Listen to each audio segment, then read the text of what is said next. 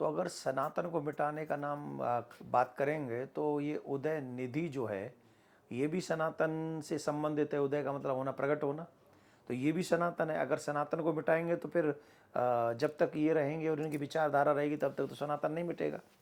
और आपकी जानकारी के लिए बता दें, जो भी लोग सनातन के पीछे पड़े हैं, जो सनातन को मिटाना चाहते हैं, ये सच समझ लीजिए, सनातन को तुम्हारी 100 पीढ़ी तो नहीं मिटा सकती, 1000 पीढ़ी नहीं मिटा सकती, क्योंकि सनातन की जड़ इतनी गहरी है।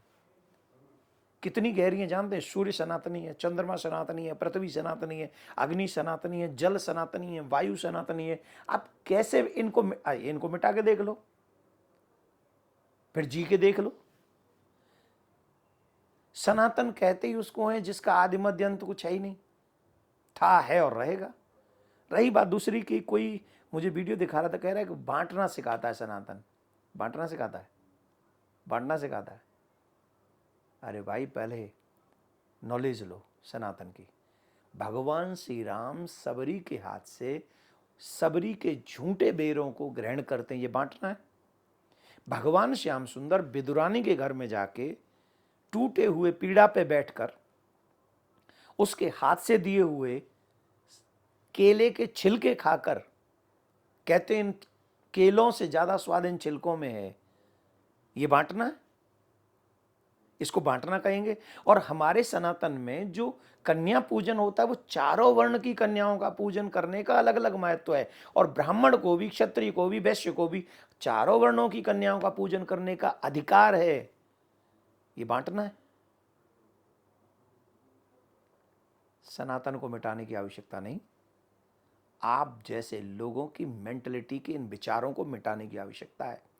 पर दुर्भाग्य इस बात का है कि संवैधानिक पदों पर बैठे हुए लोग हमारे सनातन का जानबूझ के अपमान कर रहे हैं, जानबूझ के।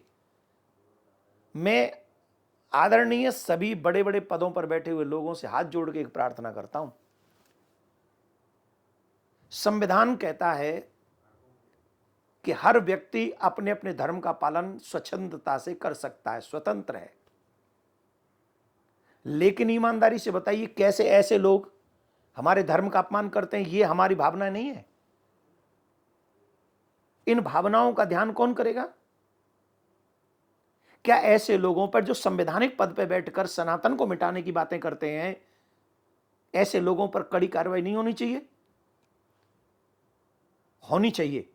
कोई हम ब्राह्मणों को अपशब्द बोलता है, कोई साधुओं को अपशब्द बोलता है, कोई मंदिरों को तोड़ता है, कोई सनातन को मिटाने की कसम खाता है, लेकिन दुर्भाग्य से सनातन के हित में कोई कानून नहीं बनता। इसीलिए हमने कहा था ईश निंदा पर कानून बनना चाहिए। अगर हम किसी को बुरा बोले तो हमें सजा मिले, और कोई हमारे धर्म के लिए गलत बोले तो उसको भी सजा मिले। मैं सनातनी जगत से भी निवेदन करूंगा, जाग जाओ। अदरवाइज आज तो वो बोल रहे हैं, कल को वो इसे करेंगे भी, और इसलिए करेंगे क्योंकि तुम लोगों ने अपने धर्म को बचाने के लिए कोई आवाज नहीं उठाई। मुझे नहीं फर्क पड़ता कि वो क्या सोचेगा, लेकिन आपको फर्क पड़ना चाहिए कि वो सनातन को मिटाने का काम कर रहा है, सोच नहीं रहा।